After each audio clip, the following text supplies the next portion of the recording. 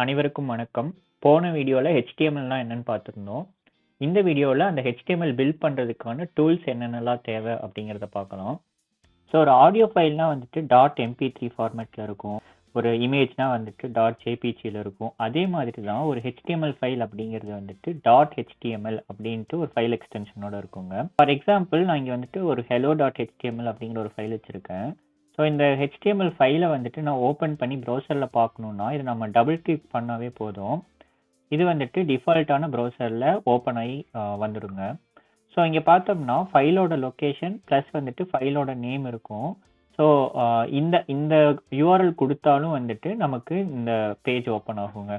So நான் இதே page தான் நான் காப்பி பண்ணிவிட்டு புது டேப் ஓப்பன் பண்ணிவிட்டு அதே இதை கொடுக்குறேன். ஸோ கொடுத்த உடனே பார்த்தோம்னா அதே பேஜ் வந்துட்டு இங்கேயும் லோட் ஆயிருக்குங்க. ஒன்று நம்ம அதை டபுள் கிளிக் பண்ணி உள்ளே வரலாம், இல்லைன்னா வந்துட்டு அதோட பேத் ப்ளஸ் அதோட நேம் கொடுத்தோம்னா இந்த பேஜுக்கு வந்துடுங்க. இந்த HTML பில்ட் பண்ணுறதுக்கு என்னென்ன டூல்ஸ் தேவைப்பட்டுச்சு அப்படிங்கிறத பார்ப்போம். ஸோ ஒரு HTML பில்ட் பண்ணணும் அப்படின்னம்னா 2 டூல் தேவைங்க. ஒன்று வந்துட்டு ப்ரௌசர், இன்னொன்று வந்துட்டு டெக்ஸ்ட் எடிட்டர். ஸோ ப்ரௌசர் பார்த்தோம்னா நிறைய ப்ரௌசர்ஸ் இருக்குது. Like Chrome, Edge, Internet Explorer, Safari அப்படின்னு நிறைய இருக்குது. ஆனால் வந்துட்டு Chromium based browsers like Chrome, Brave, Edge, அதாவது புதுசாக வந்த எட்ஜு, இதெல்லாம் வந்துட்டு குரோமியம் பேஸ்டு ப்ரௌசர்ஸ் அப்படின்னு சொல்லுவாங்க. ஸோ இந்த ப்ரௌசர்ஸ்லாம் பார்த்தோம்னா ஒரு வெப்சைட் டெவலப் பண்ணுறதுக்கான ஃபீச்சர்ஸ் வந்துட்டு நிறையா இருக்குங்க. ஸோ அதை யூஸ் பண்ணி நம்ம ஈஸியாக வந்துட்டு வெப்சைட்ஸை டீபக் பண்ணலாம். ஸோ பேசிக்காக ஒரு வெப் டெவலப்பர் வந்துட்டு ப்ரிஃபர் பண்ணுற ப்ரௌசர் பார்த்தோம்னா குரோமாக இருக்குங்க. ஆனால் என் கேஸில் வந்துட்டு பிரேவும் குரோமும் வந்துட்டு ஆல்மோஸ்ட் சிமிலராக தான் இருக்கும். பிரேவில் வந்துட்டு இந்த ஆட்ஸ் எல்லாம் கொஞ்சம் கம்மியாக இருக்குங்க, அவ்வளோதான் டிஃப்ரென்ஸு. ஸோ நான் உங்களுக்கு வந்துட்டு குரோம் எப்படி டவுன்லோட் பண்ணுறதுன்னு காட்டுறேன். நீங்கள் போயிட்டு ப்ரௌசரில் குரோம் அப்படின்னு டைப் பண்ணிங்கன்னா உங்களுக்கு வந்துட்டு அதோட வெப்சைட் வரும். ஸோ அந்த வெப்சைட்டில் வந்துட்டு நீங்கள் டவுன்லோட் குரோம் அப்படின்னு கொடுத்தீங்கன்னா ஆட்டோமேட்டிக்காக உங்களுக்கு வந்துட்டு குரோம் டவுன்லோட் ஆகிடுங்க. குரோம் டவுன்லோட் ஆனோடனே அதை டபுள் கிளிக் பண்ணிங்கன்னா உங்களுக்கு வந்துட்டு அந்த குரோம் செட்டப் வரும். ஸோ எஸ் கொடுத்தீங்கன்னா தானாகவே வந்துட்டு உங்களுக்கு குரோம் இன்ஸ்டால் ஆகிடுங்க. ஸோ இதுக்கு முன்னாடி வீடியோஸில் சொல்லியிருந்தேன், ஒரு HTML கோடை ஒரு வெப் ப்ரௌசருக்கு கொடுத்தோம்னா அது வந்துட்டு ஒரு வெப் பேஜாக கொடுத்துரும் அப்படின்னு சொல்லியிருந்தேன்.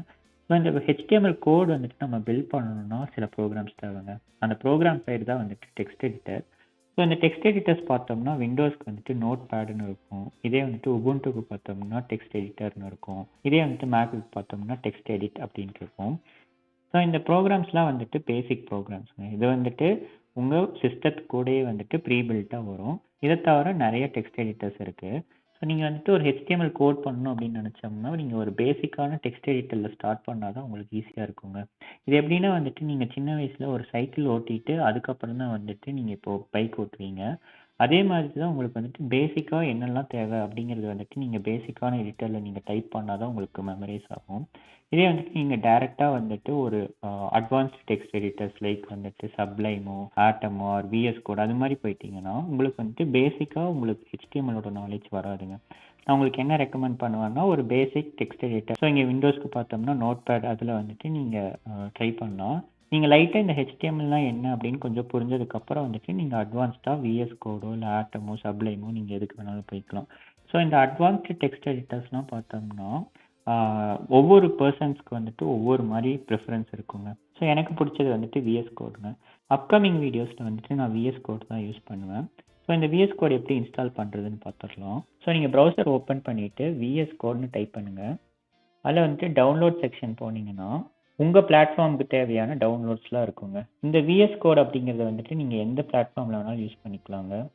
இப்போ விண்டோஸ் யூஸ் பண்ணுறங்காட்டி விண்டோஸ் டவுன்லோட் பண்ணுறேன். நீங்கள் உபுண்டுவோ இல்லை மேக்கோ எதுவும் நீங்கள் யூஸ் பண்ணாலும் நீங்கள் அதை டவுன்லோட் பண்ணிக்கலாம். நான் அதை டபுள் கிளிக் பண்ணேன்னா உங்களுக்கு வந்துட்டு இதோட செட்டப் வருங்க. அந்த செட்டப்பில் வந்துட்டு நீங்கள் அக்ரிமெண்ட்லாம் அக்செப்ட் பண்ணிவிட்டு நெக்ஸ்ட் கொடுத்துட்டே போனீங்கன்னா உங்களுக்கு வந்துட்டு இன்ஸ்டால் ஆகிடுங்க. ஸோ இங்கே வந்துட்டு நம்ம பார்த்தோம்னா நான் நோட் பேடையும் VS கோடையும் வந்துட்டு சைட் பை சைடு ஓப்பன் பண்ணி வச்சுருக்கேன். இங்கே பார்த்தோம்னா நோட் பேடில் வந்துட்டு பேசிக்காக உங்களுக்கு எந்த ஃபார்மேட்டிங்கும் இல்லாமல் எந்த கலரும் ஆட் பண்ணாமல் சிம்பிளாக இருக்குது. ஸோ நீங்கள் ஒரு பிகினராக இருந்தீங்கன்னா வந்துட்டு ஒரு நோட் பேட் யூஸ் பண்ணும்போது உங்களுக்கு ஈஸியாக வந்துட்டு HTML கிராஸ் பண்ண உங்களுக்கு ஈஸியாக இருக்கும். நீங்கள் அண்ட் ஆல்சோ வந்துட்டு நீங்கள் குயிக்காக லேர்ன் பண்ணுவீங்க. நீங்கள் கொஞ்சம் குயிக்காக லேர்ன் பண்ணதுக்கப்புறம் வந்துட்டு நீங்கள் இந்த VS கோடுக்கு போகலாம். ஸோ இந்த VS கோட் பார்த்தோம்னா உங்களுக்கு எக்ஸ்ட்ரா நிறைய ஃபீச்சர்ஸ்லாம் கொடுப்பாங்க. இந்த கலர் ஆட் பண்ணுறது, இந்த உங்களுக்கு வந்துட்டு இந்த ஹாவர் பண்ணோம்னா இது என்ன எலிமெண்ட் அப்படிங்கிற மாதிரி எக்கச்சக்கமான ஃபீச்சர்ஸ் வந்துட்டு இந்த VS கோடில் இருக்குங்க. இங்கே நான் காட்டின எல்லா சாஃப்ட்வேர்ஸும் வந்துட்டு ஓப்பன் சோர்ஸ் சாஃப்ட்வேர். ஸோ நீங்கள் வந்துட்டு ஃப்ரீயாகவே இதெல்லாமே டவுன்லோட் பண்ணிக்கலாம். ஸோ இதெல்லாம் தாங்க உங்களுக்கு வந்துட்டு ஒரு HTML பில்ட் பண்ணுறதுக்கான டூல்ஸ்.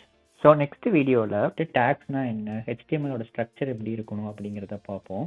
ஸோ இந்த வீடியோ உங்களுக்கு பிடிச்சிருந்துச்சுன்னா லைக் பண்ணுங்கள். உங்களுக்கு பிடிச்ச டெக்ஸ்ட் எடிட்டர் என்னன்ட்டு கமெண்ட்டில் சொல்லுங்கள். உங்கள் ஃப்ரெண்ட்ஸ்க்கு வந்துட்டு HTMLனால் என்ன, அதை எப்படி டெவலப் பண்ணணும்னு தெரிஞ்சுக்கணுன்னா இந்த வீடியோவை ஷேர் பண்ணுங்கள். முக்கியமாக இந்த வீடியோவுக்கு சப்ஸ்கிரைப் பண்ணுங்கள். நன்றி, வணக்கம்.